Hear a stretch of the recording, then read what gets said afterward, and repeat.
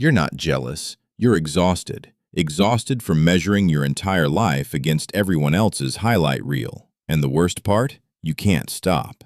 1. Your brain is literally wired to compare. This is not insecurity. This is your brain doing exactly what it was built to do. Psychologists call it social comparison theory. Your brain constantly scans. Who has more? Where do I rank? In prehistoric times, that kept you alive. But now, that same survival instinct is watching someone's Instagram at 1 a.m. and quietly deciding you're failing at life.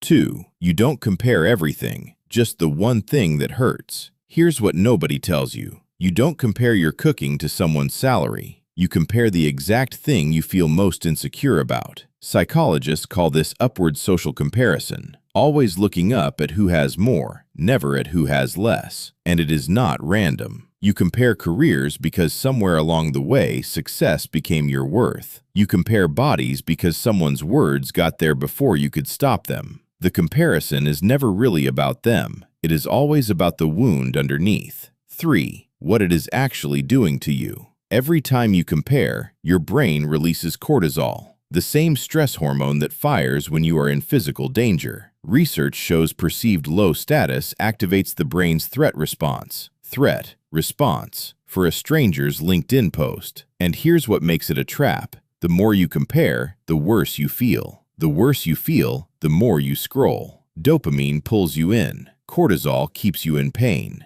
You are not weak. You are chemically trapped. 4. The identity it slowly steals from you. This is the part nobody talks about. When you spend enough time measuring yourself against everyone else, you stop knowing who you actually are. Your goals stop being yours. They become whoever you're comparing yourself to. You want the job because they have it. You want the life because it looks better than yours feels right now. Psychologists call this identity diffusion, losing yourself inside the mirror of other people's lives. You were not born wanting their life. You were conditioned to forget your own. 5. How you actually stop. Not by quitting social media. Not by repeating affirmations, not by trying harder to feel grateful. You stop by asking one brutal question. Whose definition of success am I chasing? Because most people spend their entire life racing toward a finish line someone else drew. Researchers call these self-concordant goals, goals that come from who you actually are, not who you are afraid to be less than. The comparison does not stop overnight. But the moment you catch it and ask whose voice that is, it loses power. One day, you stop measuring yourself against them because you finally got interested in becoming yourself. If this hit close to home, subscribe. Next video, why people who never felt good enough become the hardest workers in the room and why it still never feels like enough.